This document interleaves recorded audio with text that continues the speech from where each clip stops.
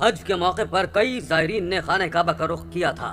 حجاج کرام حج کے فرائض سر انجام دے کر جب واپس جانے لگے تو ایک فلائٹ کو مشکل کا سامنا کرنا پڑا، کیونکہ اچانک موسم کی خرابی اور پرندوں کا بے وقت آسمان میں اڑنا خطرے کی گھنٹی ہو سکتا تھا۔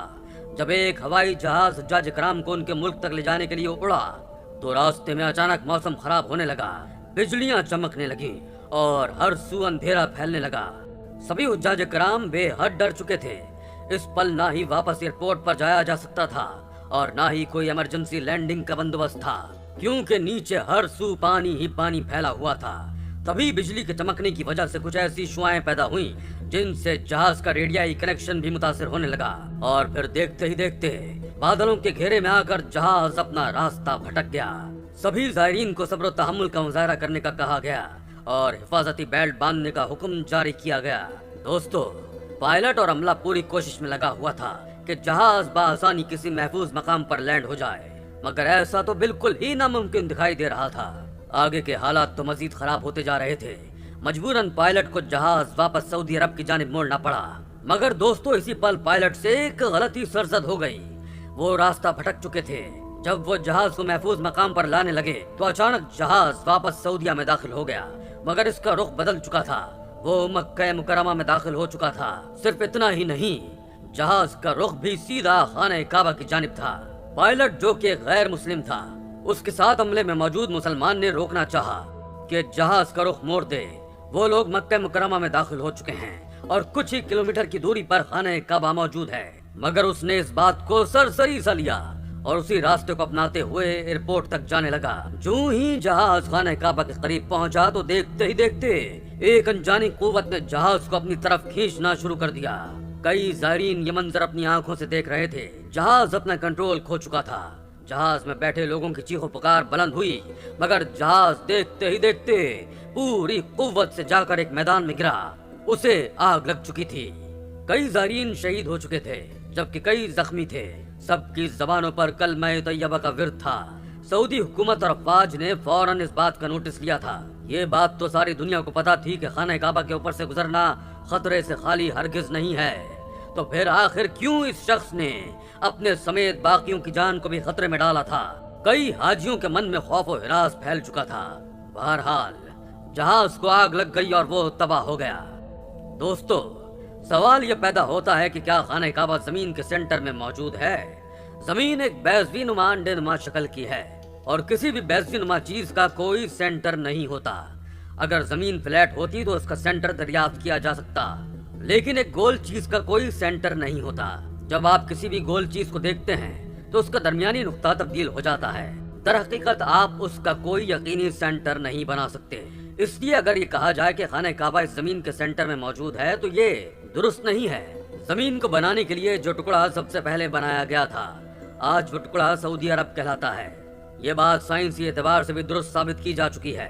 دوسرا سوال یہاں یہ پیدا ہوتا ہے کہ کیا خانہ کعبہ کے اوپر سے کوئی جہاز یا پھر کوئی پرندہ گزر سکتا ہے؟ آپ نے کئی بار یہ سنا ہوگا کہ خانہ کعبہ کے اوپر سے ایک جہاز یا پرندہ گزرا جو کہ جل گیا یا تباہ ہو گیا۔ یہ باتیں بالکل حقیقت پر مبنی ہیں اور ایسا ابھی بھی ہوتا ہے۔ اہم بات یہ ہے کہ کیا واقعی خانہ کعبہ کے اوپر سے کسی بھی جہاز کو گزرنے کی اجازت نہیں دی جاتی؟ سعودی حکام اور سعودی ایوییشن نے سختی سے پابندی لگا رکھی ہے کہ کسی بھی قسم کا کوئی جہاز مکہ مکرمہ یا حجاز کی سرزمین کے اوپر سے نہیں گزر سکتا۔ اس کی اہم وجہ یہ ہے کہ جو بھی عازمین جو حج یا عمرے کے لیے جاتے ہیں ان کا جہاز سب سے پہلے ریاض لے جایا جاتا ہے اور ریاض سے لوگوں کو بسوں اور ٹرینوں میں لے کر جاتے ہیں۔ اس کی بڑی اور پہلی وجہ یہی ہے کہ اللہ پاک نے قرآن مجید میں غیر مسلموں کے پاک سرزمین میں داخل ہونے پر پابندی عائد کی ہے، اور دیگر آیات بھی موجود ہیں جو یہ ثابت کرتی ہیں کہ مشرکین مدینہ اور مکہ میں داخل نہیں ہو سکتے۔ اس لیے کسی بھی مسافر طیارے کو حجاز کی سرزمین میں داخل ہونے سے روکا جاتا ہے، کیونکہ ہو سکتا ہے کہ ان مسافروں میں کوئی غیر مسلم بھی موجود ہو، اور یہی وجہ ہے کہ سرزمین حجاز کو دنیا بھر کی تمام ایئر لائنوں کے لیے نو فلائی زون قرار دیا گیا ہے۔ دوسری طرف جن علاقوں میں آئل ریفائنریز موجود ہوتی ہیں وہاں بھی کسی فلائٹ یا جہاز کو گزرنے کی اجازت نہیں ملتی، کیونکہ اگر کوئی جہاز وہاں گر گیا تو ایک بہت ہی خوفناک دھماکہ ہوگا۔ مکہ مکرمہ ایک انتہائی اہم جگہ ہے اور جہازوں کو اس کے اوپر یا قریب بھی آنے نہیں دیا جاتا۔ کہ خدا نہ خواستہ کوئی مشرکین یا کافر اور دہشت گردی کے عناصر جہاز کو ہائی جیک کر کے مسجد حرام میں لا کر مار نہ دیں۔ سعودی حکومت نے بھی پوری دنیا کو وارننگ جاری کی ہوئی ہے کہ اگر کسی نے بھی ایسا کرنے کی کوشش کی تو میزائل مار کر وہ جہاز تباہ کر دیا جائے گا۔ کسی جہاز کو آنے کی اجازت نہیں۔ اگر آپ دیکھیے کہ جہاں مکے میں مسلمان عبادت کرتے ہیں، اگر کوئی جہاز وہاں سے گزرے تو مسلمانوں کی عبادت میں خلل پیدا ہو جائے گا۔ ابھی تک ایسے کئی واقعات ہوئے ہیں اور دیکھا گیا ہے کہ جو بھی جہاز خانہ کعبہ کے اوپر سے گزرا وہ جل گیا یا تباہ ہو گیا۔ جدید سائنس کے تحت کی جانے والی تمام پیمائشوں اور پیمانوں کے مطابق خانہ کعبہ بلا شک و شبہ زمین کا مرکز ہے۔ یہ وہ مقام ہے جو زمین کے بالکل بیچ میں واقع ہے۔ زمین کا درمیانی مقام ہونے کی وجہ سے قدرتی طور پر زمین کی تمام کشش ثقل کا مرکز بھی یہی مقام ہے۔ یہی وہ خاصیت ہے جو اسے دوسرے مقامات سے منفرد بناتی ہے۔ کشش ثقل کا مرکز ہونے کی وجہ سے یہاں شدید مقناطیسی کشش پائی جاتی ہے۔ یہی وجہ ہے کہ یہاں کسی چیز کا پرواز کرنا ناممکن ہے۔ اگر آپ اپنے ہاتھ میں مقناطیس کا ٹکڑا لیں تو آپ دیکھیں گے کہ اس کے بالکل درمیان میں کوئی چیز نہیں چپک سکتی۔ مقناطیسی کشش کے اثر سے وہ شے ہوا میں جھولتی ہوئی مقناطیس کے دائیں یا بائیں طرف چپک جائے گی۔